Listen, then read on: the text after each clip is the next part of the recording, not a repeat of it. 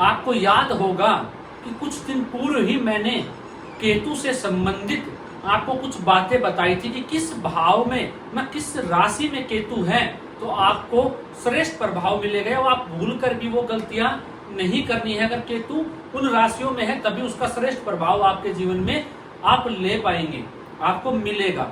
वही प्रिय दर्शकों, आज का जो विषय है जो मैं लेके आया हूं आपके सामने वो है देवगुरु बृहस्पति।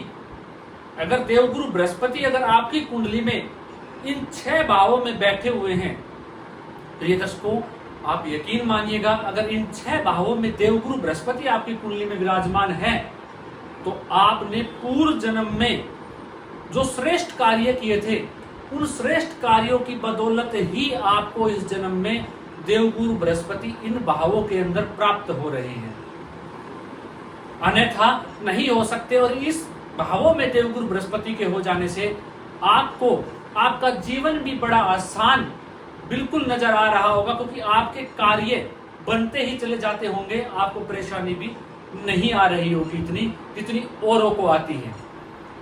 प्रिय दर्शकों आप जानते हैं वैसे तो बहुत सी चीजें होती है जो कुंडली में देखी जाती है, लेकिन गुरु अगर इन भावों में है तो आपको किन चीजों का ध्यान रखना है चलिए जान लेते हैं। भूल कर भी वो गलती नहीं करनी है। अगर देवगुरु बृहस्पति आपके लगन में बैठे हुए हैं, पंचम में बैठे हुए हैं, नवम में बैठे हुए हैं, अगर ये है धर्म त्रिकोण, जो लगन है पंचम है नवम है, ये धर्म त्रिकोण है प्रिय दर्शकों। लगन जो है धर्म त्रिकोण का लगन है, पंचम जो है धर्म त्रिकोण का पंचम है और नवम जो है वो धर्म त्रिकोण का नवम है। ऐसे ही 4 त्रिकोण होते हैं प्रिय दर्शकों, आप जानते हैं धर्म त्रिकोण, अर्थ त्रिकोण, काम त्रिकोण और वैराग्य त्रिकोण। उस पर भी विषय बताऊंगा आपको, ये अलग ही विषय है। लेकिन आप आज ये समझिए अगर गुरु लगन में बैठे हुए हैं, पंचम में है या नवम में है, तो ऐसे जातक को कभी भी गुरुओं का अपमान, अपने से बड़े का अपमान, धर्म का अपमान, मंदिर का अपमान, देवताओं का अपमान या ब्राह्मण का अपमान कभी नहीं करना चाहिए, वरना यहाँ पे जो देवगुरु बृहस्पति बैठे हैं वो आपको कष्ट देना शुरू कर देंगे और बाधा आपके जीवन में आना शुरू हो जाएगी। मैं ये भी बताऊंगा क्या बाधा आएगी, क्या परेशानियां आएगी, क्या दिक्कतें आएंगी। अगर हमने 3 भावों में जाना, चौथा भाव जो है जन्म कुंडली का वो चतुर्थ भाव है। अगर आपके चतुर्थ भाव के अंदर देवगुरु बृहस्पति बैठे हैं तो ऐसे जातक को कभी भी अपने पितरों की या अपने कुल देवता का पूजन करना नहीं छोड़ना चाहिए, उनको सदैव याद रखना चाहिए और उनकी सदैव अपने मन में उनके लिए एक श्रद्धा रखनी चाहिए और उनके लिए पूजा पाठ जो भी आप कर सकते हैं वो करनी चाहिए। वैसे तो सभी को करनी चाहिए, लेकिन चतुर्थ जो देवगुरु बृहस्पति जिनकी कुंडली में है मैं उनके लिए बता रहा हूं। अगर ऐसा जातक अपने कुल देवता का या पितरों का अपमान करता है तो इस मुसीबत में फंसेगा कि वो कभी उससे बाहर नहीं निकल पाएगा। वहीं प्रिय दर्शकों जो अगला भाव है जन्म कुंडली का वो सप्तम भाव है।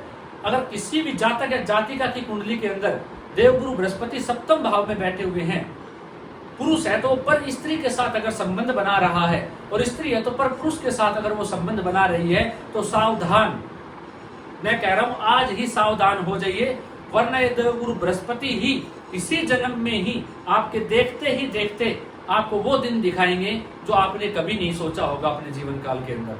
वहीं अब क्या दिन दिखाएंगे, कैसे दिखाएंगे वो भी बता रहा हूं। वहीं अगर देवगुरु बृहस्पति आपकी जन्म कुंडली के अंदर 10वें घर में बैठे हुए हैं तो ऐसे व्यक्ति को घमंड नहीं करना चाहिए, दूसरों की निंदा नहीं करनी चाहिए, अपने आप को श्रेष्ठ नहीं समझना चाहिए। अगर ऐसा व्यक्ति ऐसा करता है तो कहीं ना कहीं अपने देवगुरु बृहस्पति को खराब कर रहा है और देखते ही देखते ये चीजें घटित होंगी। क्या होंगी प्रिय दर्शकों, मैंने चारों त्रिकोण बताए हैं, लगन, चतुर्थ, सप्तम, दशम और वही त्रिकोण बताए हैं। कौन सा त्रिकोण के पंचम और नवम, ये 6 भावों में अगर देवगुरु बृहस्पति है, जो मैंने चीजें बताई अगर आप ये कर रहे हैं तो आज की आज बंद कर दीजिए, सावधान हो जाइए।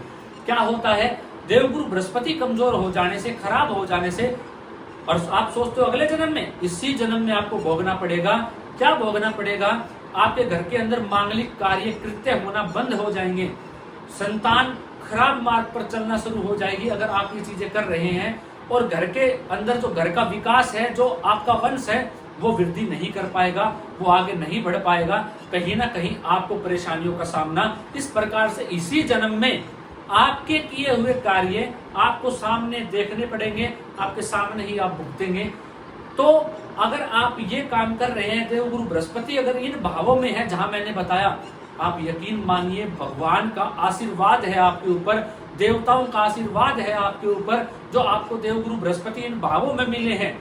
आपको इनकी कदर करनी चाहिए, ऊपर वाले का शुक्र अदा करना चाहिए कि भगवान ने आपको ये जो ग्रह है आपके इन भावों में बैठाए हैं, जो आपको सब कुछ देने के लिए बाध्य है देवगुरु बृहस्पति, और आपके जीवन को बहुत ही सरल उन्होंने बना दिया है।